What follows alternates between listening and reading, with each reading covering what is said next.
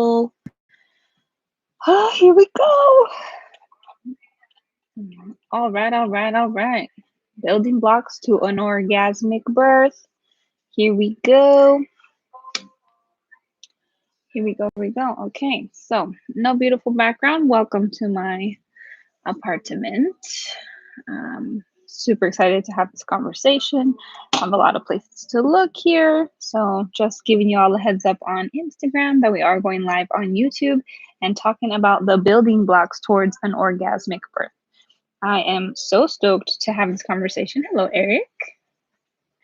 Super excited to have this conversation about building blocks to an orgasmic birth. And you definitely don't have to be a birthing person to live a more pleasurable and orgasmic life. How about that? Who doesn't want some more of that in their life? Okie dokie. So this is going to be a real interesting here. So head over to, if you're interested in sitting in on this conversation, please do head over to, hola. Please do head over to Instagram. Si estás interesada en ver la presentación de cómo construir la fundación de una aliviación orgásmica, por favor visite YouTube y encuentra Empower Your Path canal.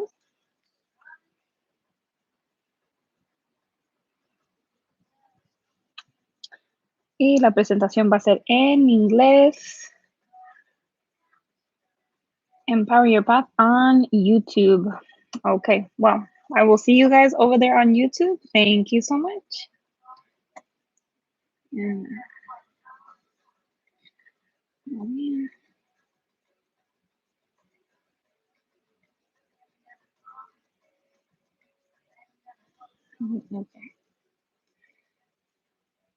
Okay, so I am posting onto Instagram, which I feel like I don't have to add it to my feed. I don't know point at this point.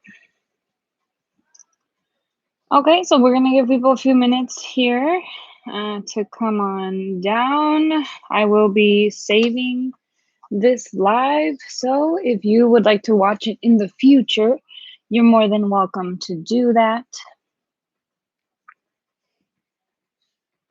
I'll give us about 2 more minutes here for people to join in, and then we'll get started. Wow, I hope everyone's having a good week so far. Mercury in retrograde, so many planets in retrograde, so much coming up from way back, right? I know I've had a lot of instances, a lot of people, a lot of scenarios, situations that have been popping back up, and thankfully, for the most part, I can say that I'm pleased. I'm pleased with the way that things have developed. I'm pleased with having released so much from the past, that no longer serves me.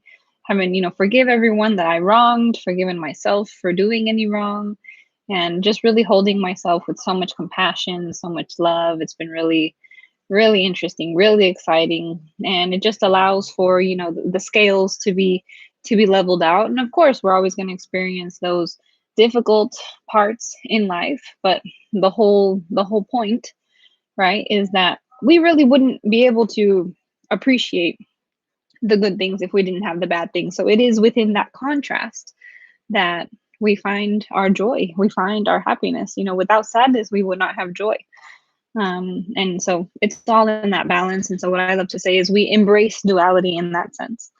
And we will most definitely talk about that as we get started here. All right. It's 7:04. I think we're going to go to 7:05 and then we will start.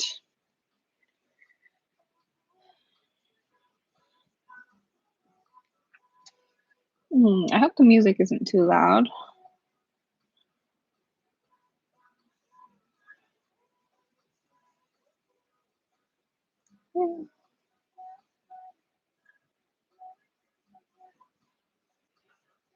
Okay, so one more call out to Instagram. All right, everyone, we are going live on YouTube. Head over to YouTube and search Empower Your Path, and you will see that the live video is happening, and we're going to get started talking about the building blocks towards an orgasmic birth. Here we go. Here we go. Okay. Excellent. All right. A few housekeeping items. I just want to take a brief pause and a moment to bring our attention into this present space. Bring awareness to our bodies, and we'll do a quick scan from the top of our crown down through our head, relaxing the shoulders. Taking a deep breath into the diaphragm, settling down into our waist, belly button, hips, root chakra, down through our thighs, calves, and out through our feet. All right, so now that we've brought our full attention into this space, if there's anything you need at this moment, if you need water, a snack, or you need to put on a candle, please do so now so that you can get absolutely comfortable, make your situation as pleasurable as possible. I have some music on, and obviously I'm in my space, so I am very comfortable right now and really looking forward to jumping into the building blocks towards an orgasmic birth. So I will be posting this again on YouTube hereafter. So I am ready to go. And if we have any questions, please save them for the end.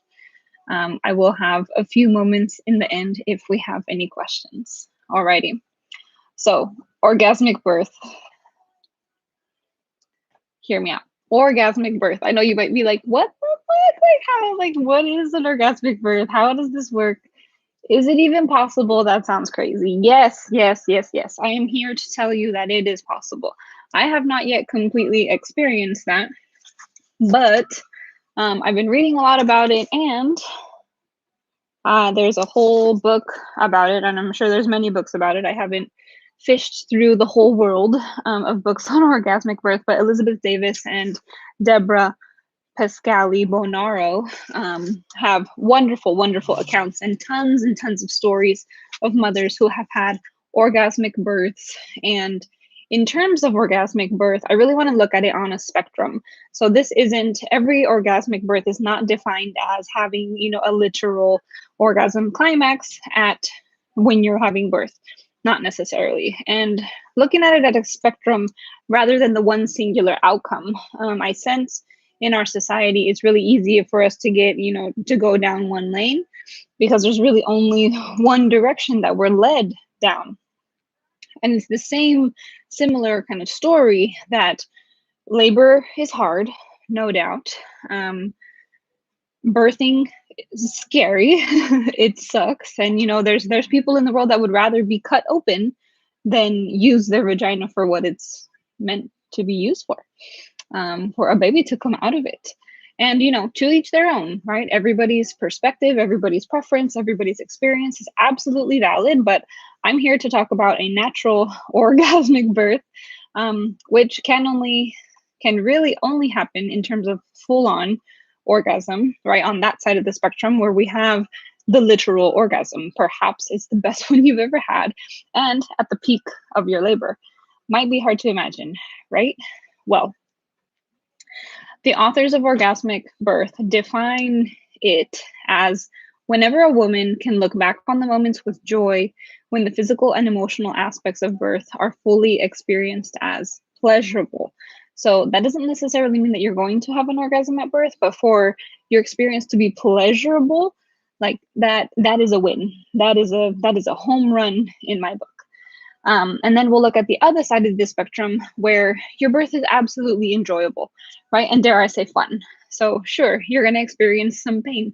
This is a huge life transformation. You're actually giving birth to a whole entire life. There's no way that you're going to totally get out of it scot-free. But on that same note, if there wasn't some pain, if there wasn't some discomfort, if there wasn't some contrast, then you really wouldn't be able to appreciate it. So again, we are embracing the duality of the situation, and we are taking, right, the good and the bad and making it one, so that we can truly have a deep founded appreciation for this process. I believe every woman deserves a positive birthing experience, but why stop at positive? Does your remembrance of your birthing experience want to be like, yeah, it was good, it was okay, and then, oh, all of these things sucked? Or do you want to say, yeah, that was really difficult, but wow, was it overall amazing? So we're really shooting for the more good than bad in this scenario. um, Giving birth to a human is one of the most significant events in a parent's life. So why would we not want it to be anything short of wonderful, magical, transformative, and orgasmic? Why not? Another quote which helps to take us away from the fear mindset that most people carry around birth. It really does take a lot of courage to fight all the way against the invisible forces that are wanting you to hand over your birth power, all the way to a good situation for you to give your birth, and all the way to a safe outcome, right? Without capitulating to pressure. So we will dig into some more of those pieces in a little bit. But if you're watching this live, if you've found this video, you're here because you want something different regarding the world of birth and pregnancy in your experience or in the experience of another. None of what I'm about to report at all discounts or demonizes the birthing industry, the medical professionals that give their energy and efforts to helping, right, mothers birth, especially everybody in labor and delivery. That is not an easy job by far. But what I will share reflects synthesis and supporting statistics on reported outcomes of pregnancy and birth. So, from a statistical perspective, why is the collective birth story so negative? Why is it so terrible? Has it always been this way?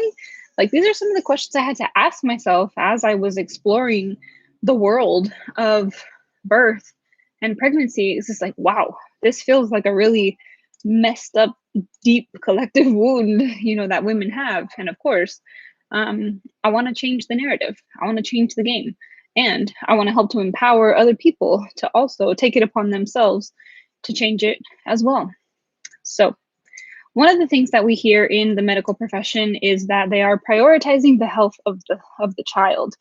Absolutely, thank you very much. That's like one of the most important things. But a mother is physically, spiritually, emotionally, mentally connected to this child, so they are intrinsically dependent on each other.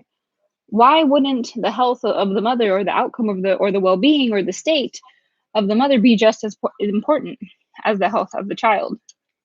So what the following statistics will show is that there is absolutely no prioritization of the health or the comfort or the experience of the mother. And this is an old study in 2006, but they surveyed 1,500 women, and 15% were allowed to eat.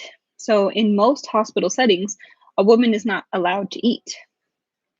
From my understanding, number one, it's so that the food doesn't contraindicate any medication, but also it is a little bit less convenient if a woman has to go to the bathroom while she's giving labor. 24% were not. 24% were free to walk, so that means 76% of women were not able to walk around.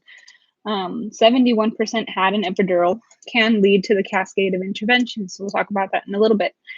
49% attempted induction, 43% catheterized. So if you're not sure what a catheter is, that's when they put a tube in your urethra so that you can pee out of there. Again, a situation where, birth can get messy.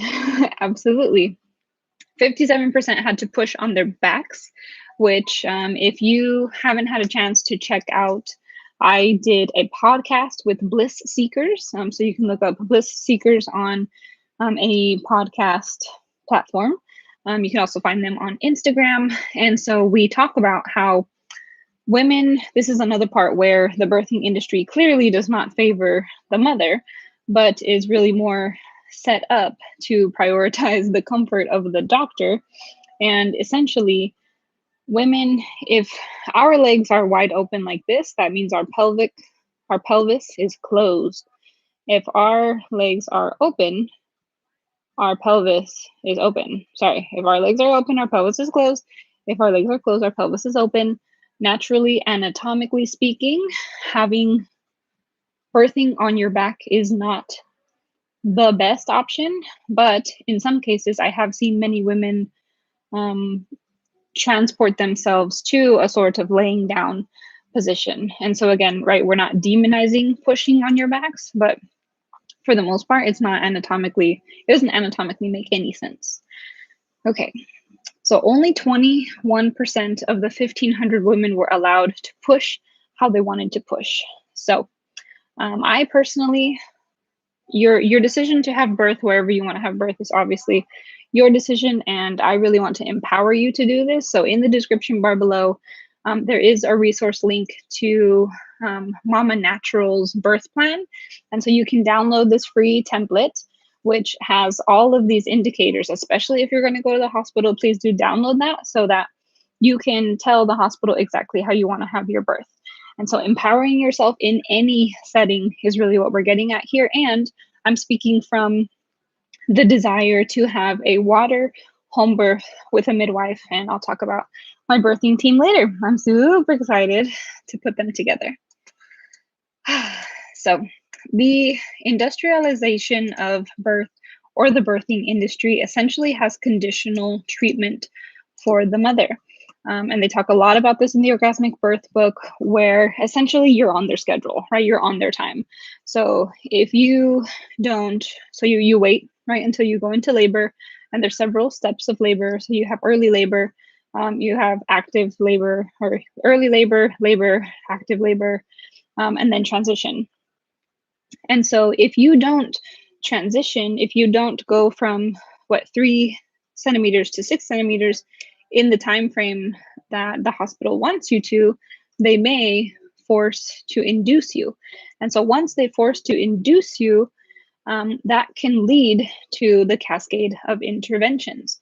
And so they induce you with a series of medications, chemicals, Pitocin for one, and then there's another chemical to help you push. And then, right, of course, there's an epidural to ease the pain.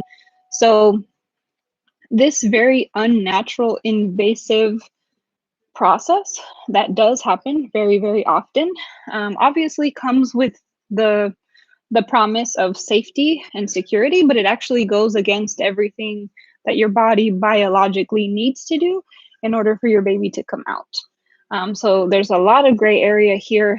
They really approach this with the idea that, if your baby stays in too long, there's going to be issues. Obviously, it is important to be aware of all of the scenarios that could be bad. But for the most part, I do feel that like a lot of these situations can be avoided.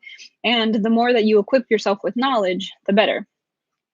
Another part about having your birth at a hospital is the environment.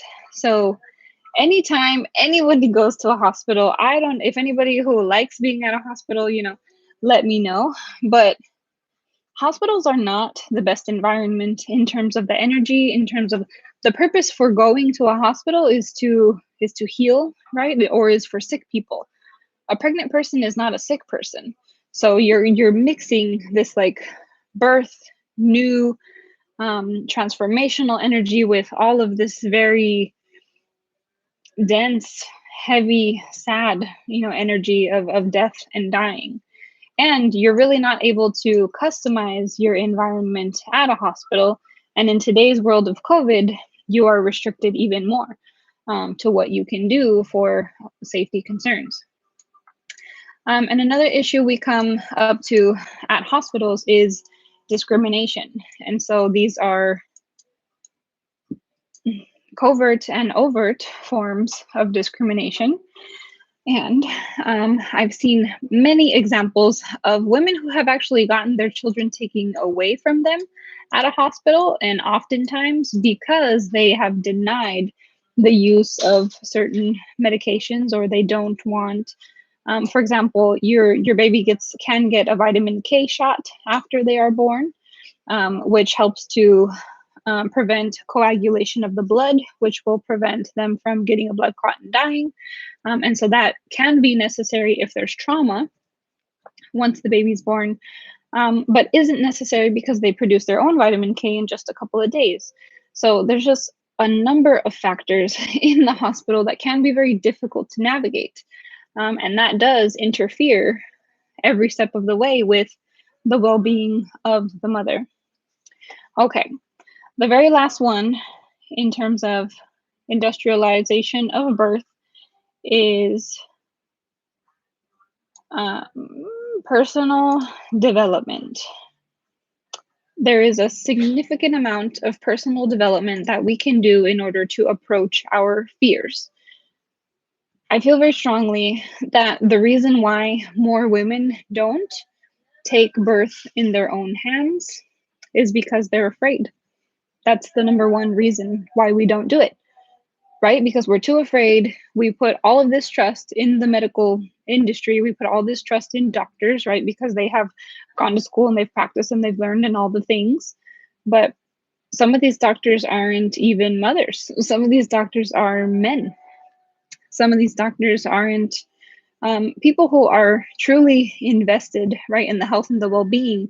Because if you think about it, the energy that you bring a life into this world, that can make such a big difference and have such a big impact in the overall trajectory of that life.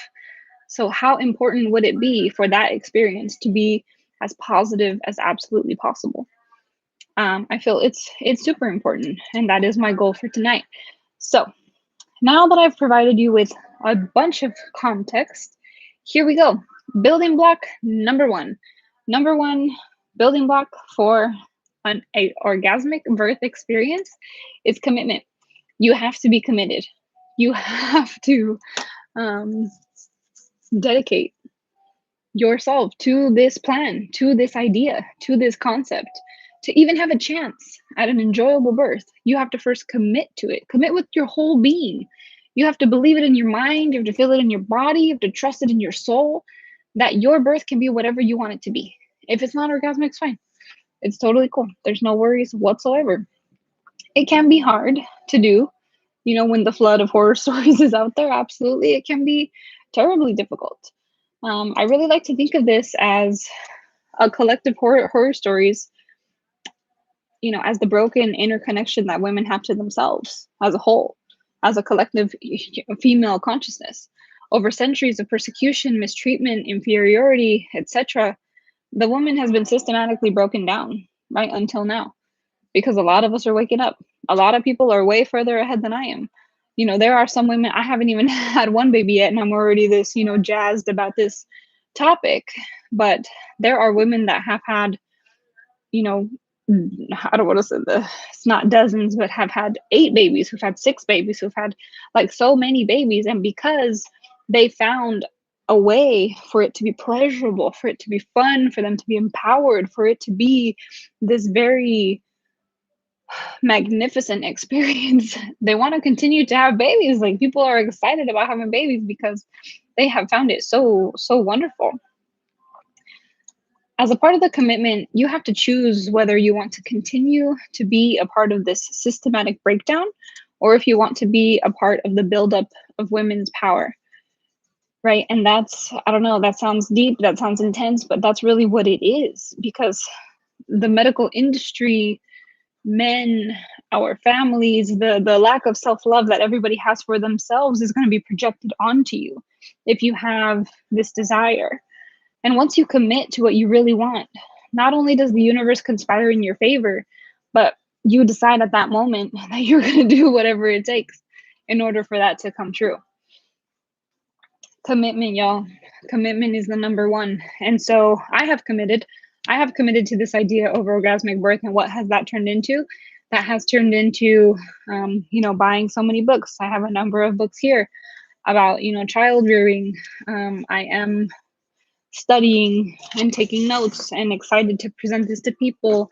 I've also read Home Birth on Your Own Terms, which was a very technical and beautifully elaborate book about how to give birth on your home terms and this on your own terms. And this is actually a guide as to how to give birth unassisted. So this is a whole other level that we won't talk about today, but I am in the process of reviewing this book and I will be posting all of these on YouTube. All right, next, building block number 2 is educating and empowering yourself. So nice little segue, showed you some of my books. One of the ways to reduce fear and eliminate that fear of giving birth is to be knowledgeable of what is going on in your body. So the more that you have an awareness of what's happening, the more that you know what stage you're at. It can be so simple or it can be complex, however you want to make it. You can easily visually study the gestation process from conception to birth on YouTube. There's so much information out there to gain a general sense of what's happening in your body at all times. I find that extremely helpful to have an idea of what motions we're going through, what stage, my uterus is in. I'm in my second trimester now. And so recently I experienced round ligament pain. And it was a really interesting pain that was kind of like in the, I'm blanking, what's the word? It's that little organ that you don't need. And a lot of people get it taken out. No, not coming to me at this moment, but it was like in a really weird place. And a part of me was like, oh, this is a digestive issue. So, I had myself going to the bathroom and it wasn't helping. But one call to my midwife and she was like, oh, this is round ligament pain. It's totally normal. It's one of the biggest complaints in pregnancy. And so there we go. The more you know, the more liberated you're going to be. You can buy books. You can take you step. You can buy books that will take you step by step through your pregnancy. I do have the Mama Natural pregnancy and childbirth week by week. I bought this after I had done all of my initial research. So I don't know, following it week by week wasn't really helpful. And there's just like a couple of discrepancies between my lifestyle and what they are assuming that I didn't love. So if anybody wants that book, you're more than welcome. You can download apps that show you what's happening each day with the baby and how it's affecting your body. You can track so many different things and stay up on your health. There's tons of courses out there to teach and expand in all areas of birth, pregnancy, breastfeeding, and raising children, right? All the scary stuff. There's so much information about all the scary stuff. And this is because other people have experienced such taxing and difficult times. They don't want everybody else to have to experience the same difficulties. So once you know all of these things, it doesn't have to be scary, right? Once we open ourselves up to be curious of the unknown, instead of fearful of it, again, you really come to a place of liberation. And I laugh at myself all the time because I feel very confident. I feel very prepared. I feel ready. And I'm only 4.5 months in. I'm always bouncing back and forth between the weeks and the months. So I'm curious to see how it's going to progress. My belly's getting bigger. It's going to become, more uncomfortable for sure. But I'm ready for it. I'm really ready to embrace all sides, all contrasts, and I'm just giving myself so much to look forward to as I continue to explain to you how I am planning out my birth ceremony and putting together my birth team. Like that is just getting me jazzed every single day. And other than that, like when you're pregnant, like there's so much like oxytocin and dopamine and like happy chemicals going on. Like we are just having such a good time. It's really great. I'm very, very grateful for it. In order to educate yourself and empower yourself, you don't have to have a high school diploma. You don't have to have a bachelor's degree. You definitely don't need to be a medical professional to learn about birth. Having these people on your team, on your side, very helpful. Absolutely. Again, I think I mentioned the online the online courses. Instagram algorithm will definitely have them all up in your face as soon as your interests shift to anything baby. You will get so many different courses. In today's world, right, war is no longer contingent upon raw materials, but mostly on information. The better you equip yourself with enough information to satisfy your curiosities, the less you will be afraid of the outcomes. So we are stepping out of that fear and we are stepping in empowerment because we deserve this. We deserve for our lives to be joyful and good, and we deserve to fill ourselves with love. We deserve to feel powerful. We deserve to feel all of the goodness of this life, because otherwise, where are we? Otherwise, what do we work so hard for? Otherwise, what do we, what have we dedicated all of our energy to? Really gathering your birth team also, and whatever that looks like. And I'll talk about that again in the support system section. So, a quote from Childbirth Without Fear. This is one of my favorite quotes. I've used it so many times. But the question arose, what was the nature of labor? Was the nature of labor responsible for the emotional state of the woman? Or was the emotional state of the woman, to a large extent, responsible for the nature of the labor? And the answer here was that nothing disturbs the course of a natural birth more than fear. So I think it's fascinating how your fear, your emotional state, your mental well-being, your current life situation, everything is connected to this moment of birth. Everything is connected to your ability to be pregnant in that space. Not pregnant, present. Everything is connected to that present moment when you are about to give birth.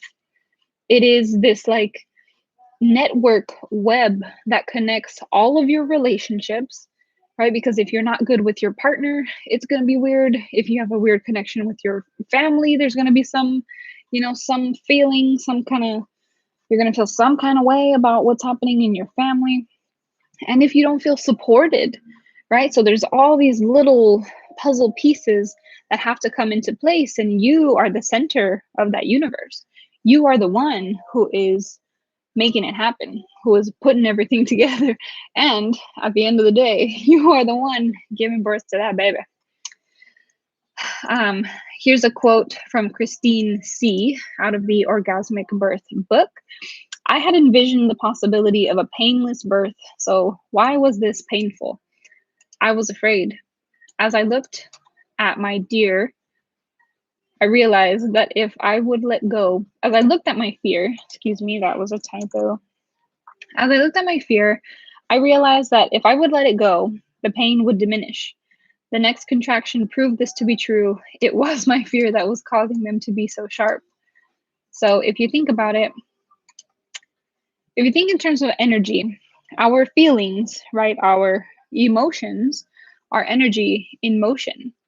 And we truly have like such a powerful mind, such a powerful heart, such a powerful spirit that wherever our attention goes, the energy flows. So if your attention is focused on fear, your energy is going to flow to fear and you are going to experience fear. If your attention flows to pain, you are going to bring energy to that pain and you are going to experience pain. This is the foundational concept of the law of attraction. And this is how we manifest as well. This is how we manifest whatever we want in this life. So for example, you want to go to grad school. You dedicate however 4, 5, 6 years to a program. And that whole time in that program, your energy is focused and purposeful and intentional. And you're graduating. You're going to graduate. You're going to pass this class. You're going to pass this test. You're going to take the steps and you're going to move. Right? You're going to move. And year after year, you get closer and you get closer. You get closer, and then you graduate. That wasn't just by chance. That wasn't necessarily just because you had a nice little program to walk on, to step on, but it was because you focused your energy so intently and so positively in that direction that there really was no other option, right? So we can look at that and apply it the same to birth. This is why the commitment piece is so important, because if you are committed, you are going no matter what. Okay, we're gonna drink some water. Alrighty. Building block number 3, positive reinforcements and support. So we were talking about those little puzzle pieces, right? Those puzzle pieces we want to be as positive, supportive, helpful, encouraging, and just joyful as possible. Pleasureful too, why not? But a little bit of contrast does the body good. I'm not saying to disconnect from everyone and everything that doesn't share your vision, but to have a healthy balance, right? Heather Baker from Home Birth on Your Own Terms, she goes really far into it because this is a guide for unassisted birth. So for people who are at that level in our society, it's probably better not to say anything at all, not to even share the birth plans, because people will go a little bit crazy. You know, it might sound crazy that a woman could actually handle a whole entire birth process by herself, deliver her baby by herself, do all the cord clamping and everything, and deliver a healthy baby. That sounds crazy, but this is what women used to do all of the time. And clearly, I don't have the statistics or the mortality rates from before or after, but I'm not comparing and saying that we're going to revert back to those times, because there is no apples to oranges comparison here. But once you get to a certain level of understanding and comfort, perhaps even after a birth or two, you may really develop a desire to have a birth without any interference and essentially hold all of that power within you. Who knows? On the other side of the spectrum, in my example, my mother has presented me with the most contrast, as she had a very traumatizing birth experience. Over the course of 14 years, she had 2 miscarriages, and then in her third birth, was in labor for 4 days, had a seizure, and ended with a C-section before I exited the womb. So from her experience, from her standpoint, I can totally see and understand why she would push back on me so much, why she would be so afraid, why all of the things, right? But these are levels that I have chosen to educate myself on, that I have aligned myself with my own desires and really put together a plan that I feel is perfect, right? It's perfect in every way, shape, or form. And it's not to say that I'm not going to incorporate the hospital setting, because in the event that is absolutely necessary, I'll be there. It's okay. No worries whatsoever. Again, all birthing experiences are acknowledged and not to be erased, but can change, but we can start to change the dial, moving forward towards a more positive birth story, individually and collectively. Positively reinforce yourself with others who support your vision, right? People who bring you optimism, people who bring you encouragement, people who support you, people who are excited. And the more professionals that you have in this realm, the better, because then you get to understand this whole world. It's amazing once you get to understand the whole world of birth workers, of midwives, of doulas, of radical birth keeping.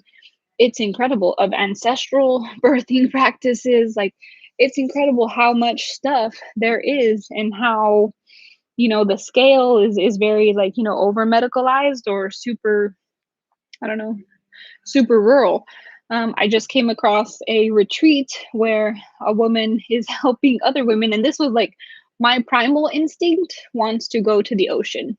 Like, I want to go have my baby in the ocean. And so I'm not going to do that the first time around, but who knows, maybe later, because that's what my spirit is called to do, is to go have a baby by the water.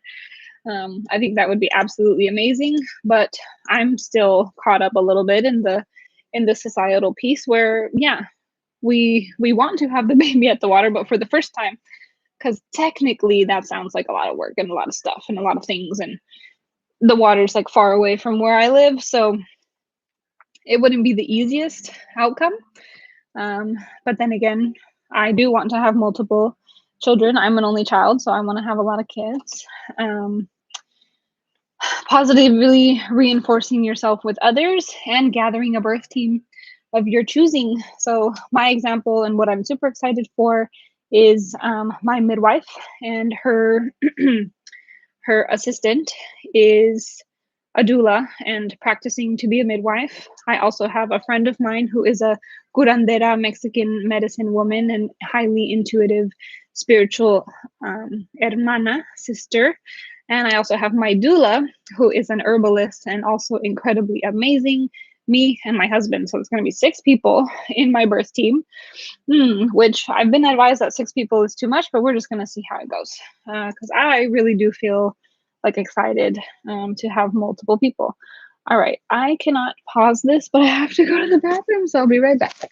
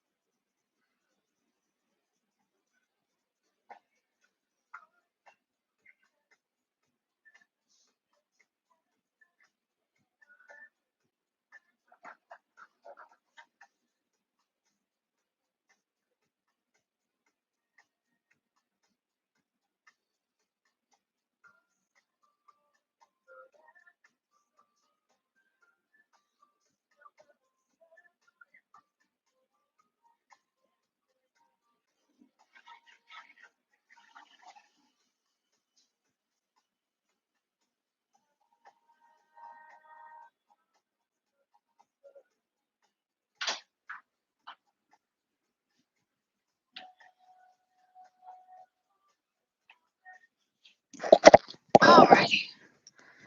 Thank you so much. Pregnant ladies got to go to the bathroom. Okay, so gathering your birth team,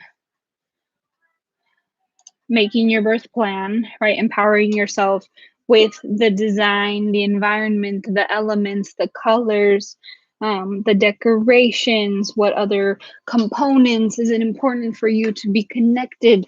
Do you want your ancestors present? Do you want the elements present? Do you have crystals? Do you have, paintings that you love and that make you feel comfortable? Anything to really feel all of those comfy, cozy, however makes you feel really good. Like bring all that in that situation. Also, align with your partner. So this could be a huge point of contention if you and your partner are not on the same page. This will be the most important for the benefit of everybody involved, especially of your baby. In the best case scenario, and what I hope for everyone, is that your partner supports you absolutely no matter what. Of course, you have to be practical, reasonable, and smart about everything that you're doing. But if your partner supports you no matter what, then you're good to go, right? The middle ground is that there's always an opportunity for them to learn more, for you to help educate them, for them to join you on a course and just expand their understanding. So it's not just like, oh, well, the doctors do that. Doesn't that happen over there? It doesn't have to. In the worst case scenario, you may have to compromise. And let's say you want to have a home birth, but you have to compromise to a hospital birth. Again, you can make any situation work for you. Just be prepared, and it's not just a go bag that you need. But again, in the description bar, there is a link to Mama Natural's template, birth plan template, which is incredible, fabulous for anybody to use, and supposedly the hospitals really like it. All right, the next building block is creating more opportunities for pleasure. So these are spaces where if you already aren't finding joy in the mundane, if you aren't being filled up by the things in your life, then it is going to be harder for you to have this foundation and this newfound appreciation, right, for the simple things. If you can't find happiness and joy in the simple things, it's really going to be hard for you to focus on the positives during a difficult situation. So, what does this look like? Number one, prioritizing your needs. If you're in survival mode, there's no way that you're going to get to pleasure. There's no way that you're going to be able to create Opportunities for pleasure: if you're hungry, if you're thirsty, if you're tired, if you're overworked, if you're sick, if you're wounded, it's going to be much, much difficult, because you have to essentially raise yourself up to a neutral state for you to then have no survival physiological needs, but you get to start to fill that cup, right? And a big component of filling that cup is gratitude. Giving gratitude for everything you had and being grateful, being authentically grateful. There was definitely a time in life where I was not grateful. I couldn't feel, I couldn't step into what gratitude was for, or why I should be grateful, or what to be grateful for.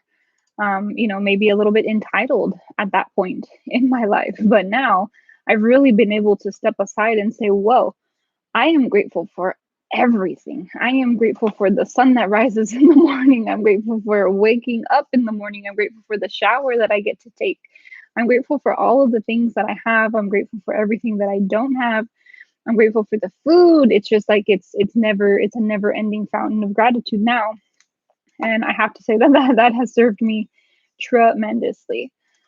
Another way to create more opportunities for pleasure is stopping to smell the roses, right? In a literal and a pregnancy brain. Stopping to smell the roses, a literal and a figurative meaning. Literally, if you are on a walk or if you see roses, that stopping to smell them, becoming aware of the situation, taking a pause, right? The next point is slowing down and having an experience that takes you away from the everyday, stuff. Another way that you can look at smelling the roses is just embracing your nose, embracing smells, bringing smells as a form of aromatherapy. Get down with some essential oils, go get some incense, go get some scented candles. You can make, if you have orange peels, you can make your own. Well, number one, you can make your own multi-surface cleaner, but also you can make your own like aromatherapy type stuff easily at home. There's all this kind of like DIY stuff you can do, so you can really get fun with the smells. Absolutely. And then I mentioned too, a part of stopping and smelling the roses is slowing down, but just slowing down regularly in your life. A lot of us are overstimulated, a lot of us are overworked, a lot of us are very, very stressed out because we think we have to do so many things. Slowing down the process, giving yourself spaciousness between tasks, giving yourself spaciousness. I used to definitely be the type of person where I would overcommit, overplan, overdo, overwork, stretch myself thin, and I was disregarding my own personal health a lot. So thankfully, the universe and I have granted myself the opportunity, absolutely, to really focus inward, and this has been so beneficial to my life. I could not be more grateful. Next is growing your awareness and getting out of your head, right? Oftentimes we are very caught up in our own stories, in our own drama, in our own bullshit. And it really does pay for us to get out of that, to take a new perspective, to take a step back, to change our environment, to look at things from a different angle, and to really like break us out of that rut, whatever that might be. Prioritizing truth, prioritizing your truth. I, for one, have definitely been a people pleaser almost my whole entire life. I had that realization in the last year or so, how much of a people pleaser I've been, and I had not been prioritizing my truth at all. I was basing all of my actions off of a very calculated form of manipulation that I would place onto other people. And the only way that I would measure success or failure was on the reaction or the feedback, right, from other people. And so that really just put me in this whole spiral, whole healing journey. It's still very much a process of awareness, of self-love, of self-compassion, and of practicing not doing it, of practicing standing in my power. And so prioritizing your truth is going to help you to align more with what your heart needs, with what you truly believe. And in that sense, you get to be authentically and completely yourself. And that is the the next way to create more opportunities for pleasure, is aligning with your most authentic nature, with your most authentic self. A lot of times we will adhere to a certain set of social norms, or we will do XYZ thing to get likes, or we will do other things to get approval, because we're constantly seeking outside validation to say that we mean something, to say that we're valuable, to say that we matter. And that's not where we're going to get it. We're not going to get our satisfaction. Push me and then just touch me so I can get my satisfaction. We're not going to get it out there. We're not going to get it on the outside. That has to generate from the inside first. So those are just some ways that you can create more opportunities for pleasure. Another way you can create more opportunities for pleasure is prioritizing yourself and scheduling yourself in, if you know what I mean. We don't need to get into that here on YouTube, but if you know what I mean, wonderful. If you don't have a healthy, intimate relationship with yourself, I highly encourage you to explore that realm. Get your tools. Again, with the candles, creating the environment, doing all the beautiful things, grab a mirror, who knows, go crazy. The last building block that I have for you tonight, and the one that is the most difficult for people, the one that is the hardest, the one that most people run from, the one that most people dread, is to heal. And maybe you're sick of hearing that we all need to heal. Maybe you're unaware of the things that you need to heal from. Excuse me. Maybe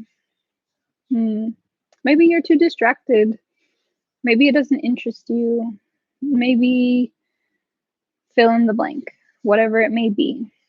But one example of healing is forgiving others for whatever, literally whatever, like anything. Like maybe it's something super duper big and you have to go through this whole process, and like you have so much resentment and you have so much hatred and you have so much, like, all of these layers, but at the very bottom there's always forgiveness, because forgiving others liberates you from the energy of that situation. And forgiving yourself also liberates you from your own blame and shame. Forgiveness really is the key, because it's, at the end of the day, all healing is a release. It's a release of dense energy that we keep in our bodies because of these, negative situations. And they maintain in our bodies because of the stories, because of the limitations, and because of the beliefs that we hold around them. So another component of healing is really healing your wounds. And one part of that could be, right, forgiving others and forgiving yourself. That's one way to heal. But another way to heal your wounds in many aspects, right, and always seek proper support, however that may look like for you. There's so many methods of therapy out there today. I had written down in my little notepad. Let's see. Whatever. This is my life. I can do what I want, right? So I had written down just so many different types of therapies, and I'm sure this is not an exhaustive list at all. But obviously therapy, right?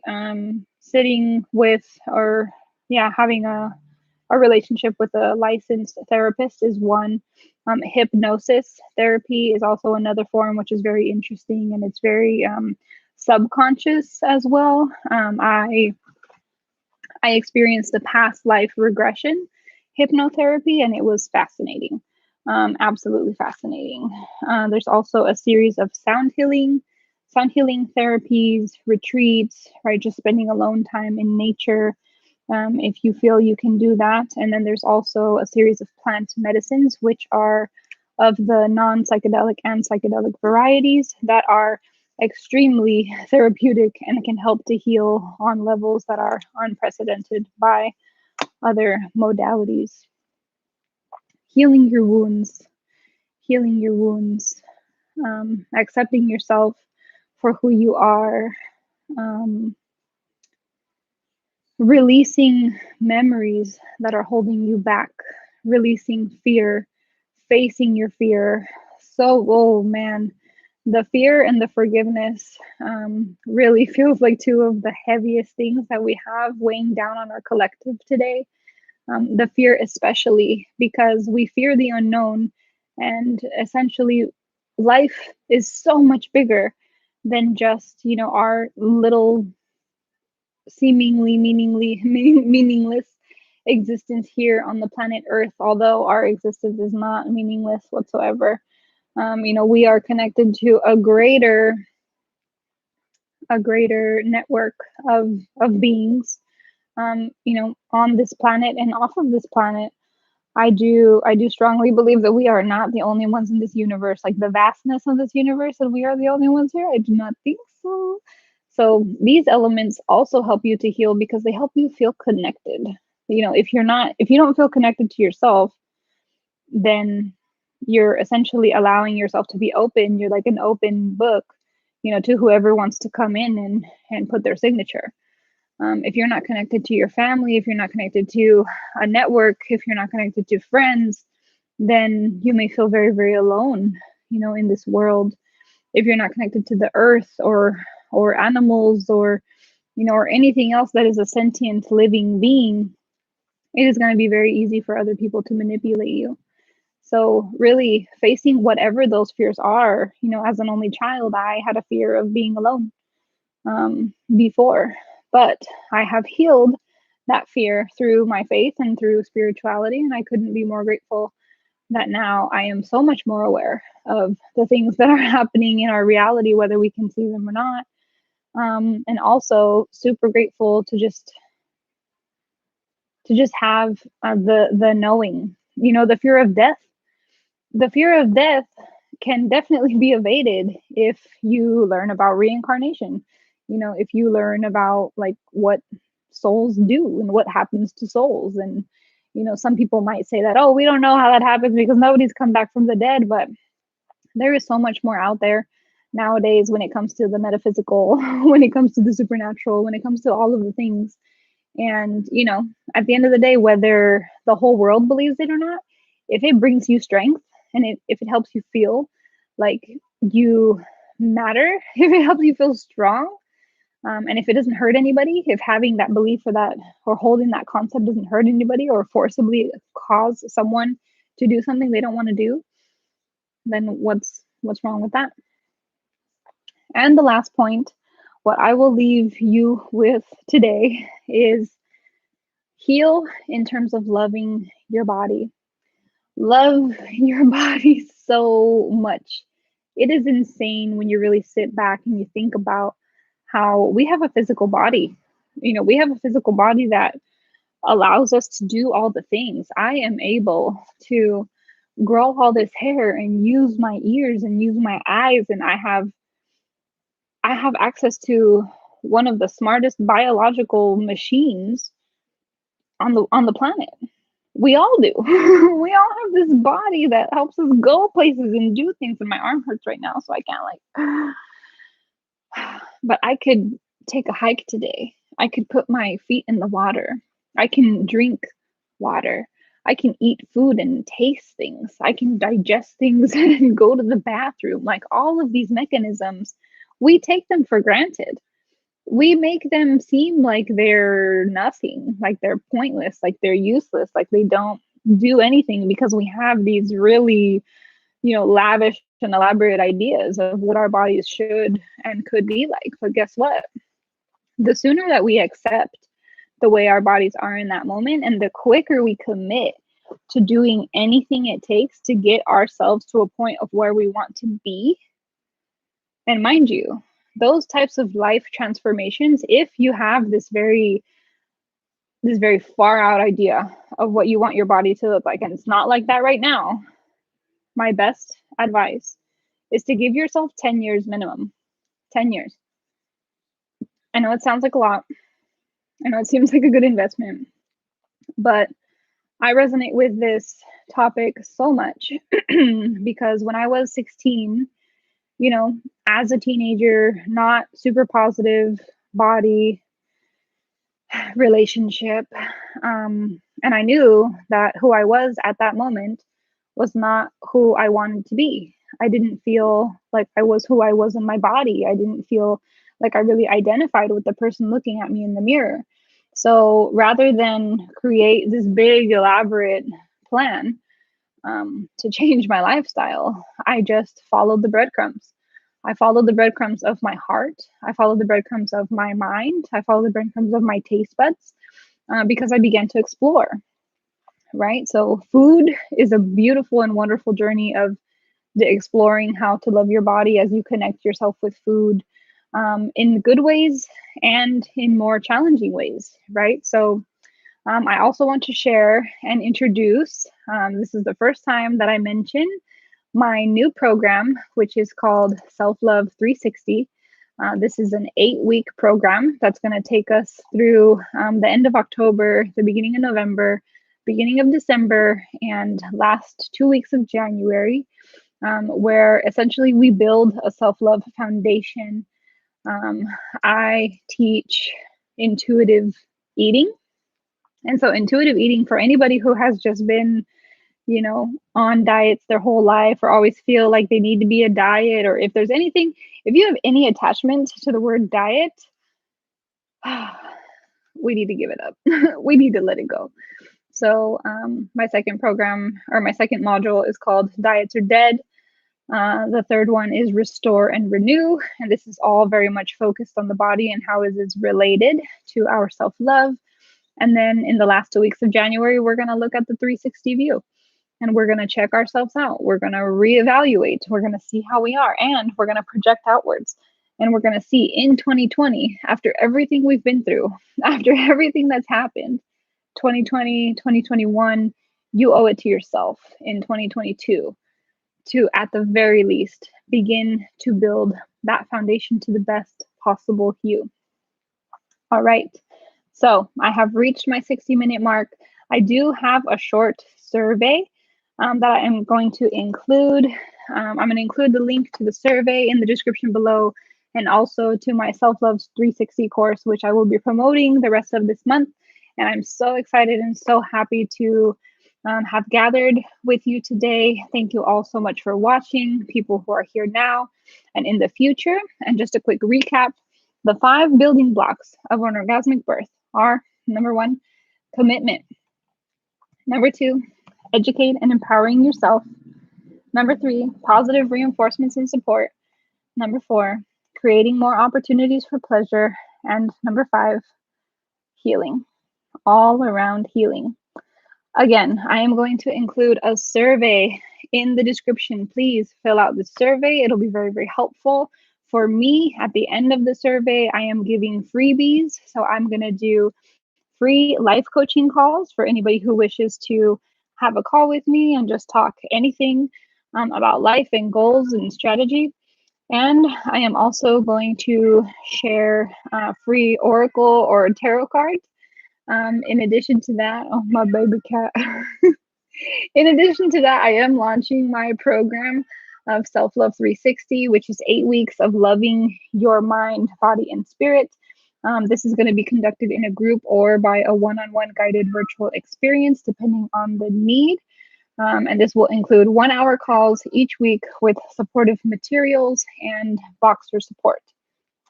So please do sign up by reaching out directly to my email, which is included in the links below, or you can reach out to me in any way possible. If you're on Instagram, my handle is queen_of_duality.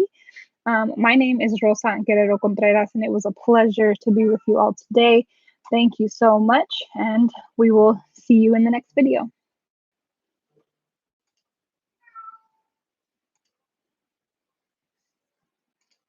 Bad news.